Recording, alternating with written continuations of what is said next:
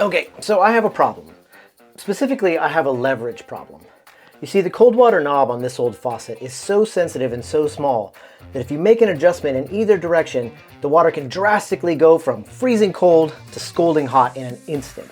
Fortunately, I think this is a problem that we can solve. And whenever I come across, well, really any problem that needs solving, I employ this very simple system that gets me to a solution faster. Today, I'm going to use that system to solve this problem, and I'm going to show you exactly how I do it and how it works. But first, we got to get out of the bathtub. So at its core, I think this problem is literally about degrees, and not just temperature, but distance. See, the valve on the faucet only has about 45 degrees of travel before it's wide open and you're taking a cold shower. This means that there's about 10 or 15 degrees in the middle where you can kind of hit that Goldilocks zone. Now, the problem is, because I have such a short handle, that span of distance where I can hit that sort of Goldilocks zone is very small. If I was to say swap out the small handle for a longer handle, as I'm making adjustments out here, I just have more space, more margin of error to get into that sweet spot so that I could have a pleasant shower. Unfortunately, I haven't had any luck finding a replacement handle that is longer or that will fit our particular faucet. So the only other option I can think of is to make one. For that, I'm going to use the framework that I mentioned earlier to turn this sort of vague idea in my head into a more concrete solution. So next step is to head to the shop. So the framework I want to introduce you to today is what I call the ACDC system. And now I definitely didn't invent all of this. I've just found that this is an easy way for me to remember all the steps whenever I come across a problem that needs to be solved. So there are 4 sections to this framework that are designated by each of the letters. And those are assets, constraints, diagram, and collaborate. So the first thing we need to do is list out our assets. Essentially, what do you have at your disposal? These can be things like tools, skills, help, even money. Now this list can get overwhelming quickly if you try to list out everything that you have, so try to keep it specific to the problem that you're working on. Primarily, this list is to help you detect any deficiencies that you might have in your resources, and then you can remedy those before you start. Next is to list out your constraints. Now these are the things that you're going to have to work around, or the parameters that you might have to work within. Every problem is going to have some constraints, but remember, constraints are good. They help to keep you focused on the problem. You can always dress things up later, but solve the problem first. Third is the diagram, and a diagram can exist in a lot of ways. Now it can absolutely be a technical drawing or a sketch, or in my case maybe a 3D model, but it could also just be a bullet list of things that you need to do. And don't skip this part because it's super important. Our brains are just not designed to hold that much information for very long, so you got to get it out of your head. I always think I have a good beat on things until I write things down, and then I realize I missed like 5 things. And it's way better to make mistakes on paper than it is in real life. Lastly, and this is probably where I struggle the most, is to collaborate. Basically, just get a second set of eyes on the problem. Having somebody take a quick look at things can often reveal issues that you didn't even realize were there. And that's it. The framework applies to all kinds of problems of varying shapes and sizes. So now I'm going to quickly break down my shower knob problem using the ACDC framework so that you can see what that looks like. Okay, so here's the breakdown of this particular problem using this framework. I've already laid out my assets and my constraints. Essentially, what I know I'm going to be doing is I'm going to be making a 3D model and a 3D print of the parts that I want to prototype. Next, I need to start thinking about my constraints. And in this case, what I have is a very specific interface where whatever I make needs to marry to the faucet in a very specific way. So I've already fiddled around with modeling what that end looks like so that whatever I make can fit on top of that. This one doesn't work quite yet, so I'm gonna have to keep fiddling with that. The other thing that I'm realizing is that whatever I make is gonna have to survive in a shower, which is gonna be both hot and humid, so it probably is gonna need to be made out of something metal like the original lever. In that case, I'm thinking about, I have some scrap aluminum that I have laying around. I think that I might have enough stuff in the shop to actually fabricate some parts. Of course, the question is gonna be, can I do the fabrication here, or do I need to outsource that? The other constraint I have is that it's gonna need to look nice, so I'm definitely gonna need to get my family involved, which is great because I can use them to sort of be my second set of eyes, and if they see anything that potentially might be a problem, they can flag it and I can get to it early. I've already started working on the 3D models for the parts, so I'll show you those in a second. And because I'm making a 3D model, if I do find out that I can't do the fabrication in-house and I need to farm it out, I'll already have models ready that I can send off to be CNC'd. So let's get to work.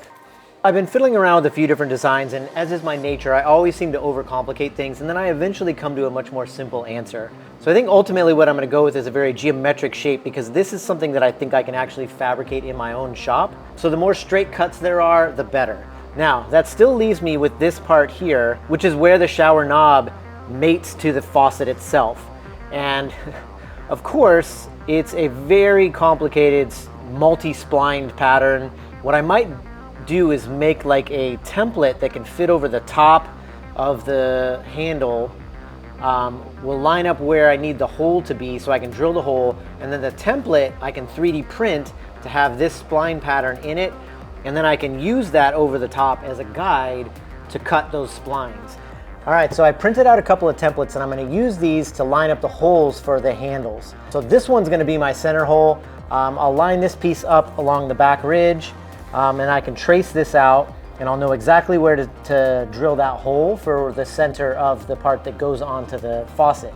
This template is exactly the same, except for what it has is the splines that are the same as the ones that are on the faucet. And what this will allow me to do is to clamp this on after I drill the hole, and then I can use the file and I can follow this template, and what it'll allow me to do is to actually like file those splines in so that it can match up with the faucet back home. Okay, so I've just decided that I'm gonna cut out one of these and just see where I get. First I'm gonna drill some holes, and then we'll go from there.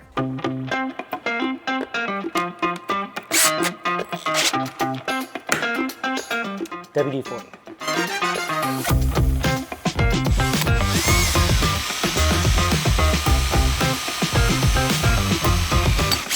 Next, what I'll do is I'll cut this out on the bandsaw. Let's do the cutting, drill the next hole. We'll try filing and see how that goes.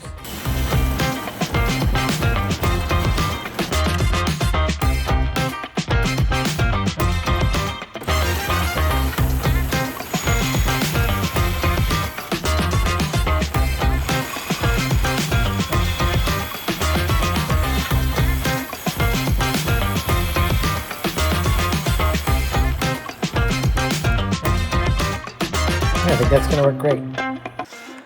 Okay, I've got these rough cut now.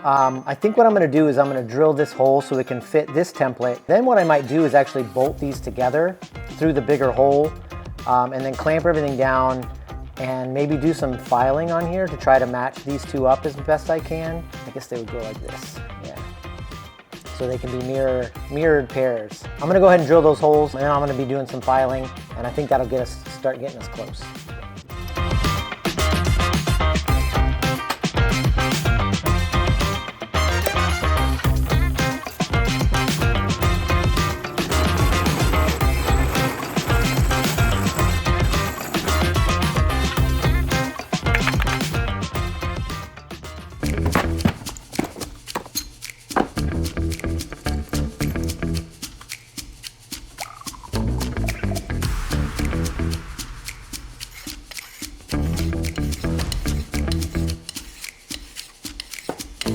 Time to bring out the big guns. Since we're going to be flinging pieces of aluminum around, I'm going to wear some gloves because the thing's going to get hot. I'm definitely going to wear some eye protection.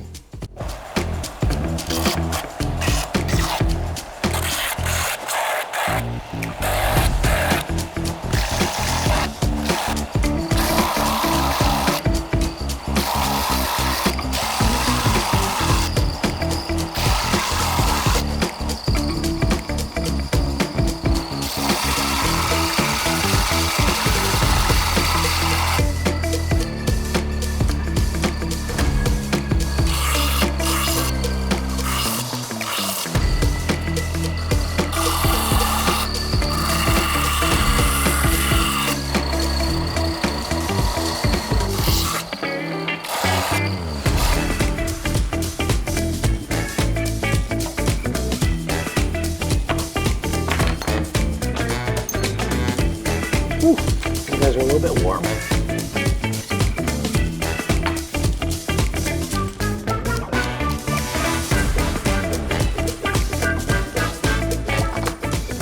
All right, so here comes the fun part. Essentially what I'm gonna do is mate these two pieces together. And this template has the little splines in there that I'm going to use as a guide to file with the small little triangular file, that profile in here. Yeah, I'm not looking forward to this part, but it's the only way I can think of to get this in here. And I think if I just go for it, I'll probably be done in like an hour. So I'm not going to put you guys through that, but I will sand on this and see if we can get it to fit.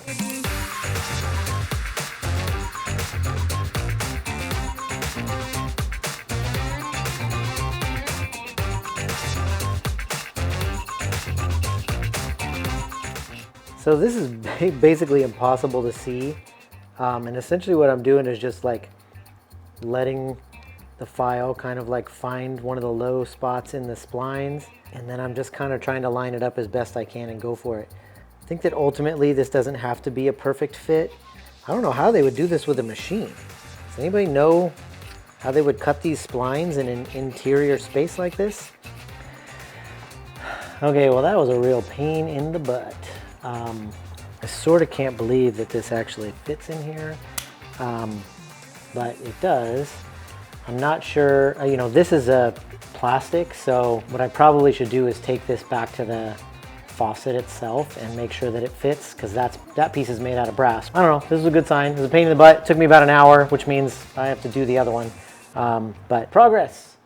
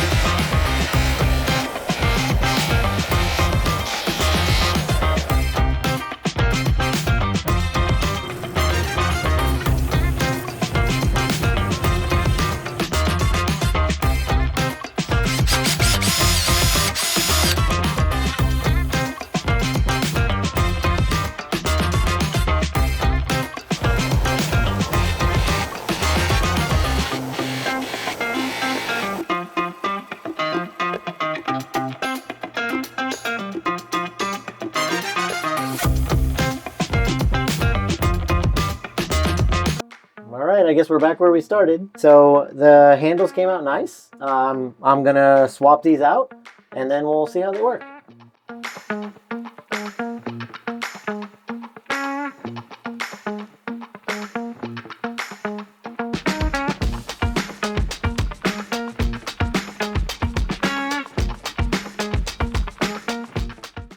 So honestly, I gotta say, I'm kind of surprised at how well these came out. I mean, I'm super happy, but yeah, I guess my expectations weren't that high.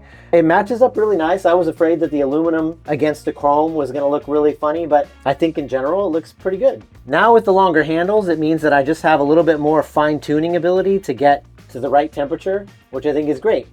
So in the middle of all this, I actually was able to find this sort of like universal kit. And I think these handles are probably long enough that they might actually do the job. You know, we'll use these for a while and we'll see. Maybe we'll swap these out and give these a try. But I think the one thing I really want to say is that the reason for this framework is to come to a solution. And it is, you know, it became clear to me in the middle of this that, you know, if I wasn't able to make these in my own shop with scrap material and I had to like send this off to get CNC'd, it probably would have cost upward of $100. And at that point, I'd have to start making a decision about whether or not I just wanted to change the whole system and get one that already had long handles. And so the framework is there to help you sort of navigate those decisions and come up with a solution efficiently that works for you. And I think it worked in this case. I might still try these out and see what they're like. But all in all, we have a working setup here. And the only thing now is to give it a try. As always, remember to push all the buttons, and I'll see you in the next one.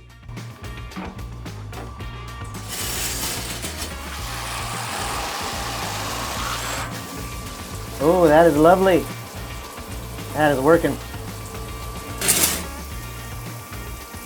Why are you still in my bathroom?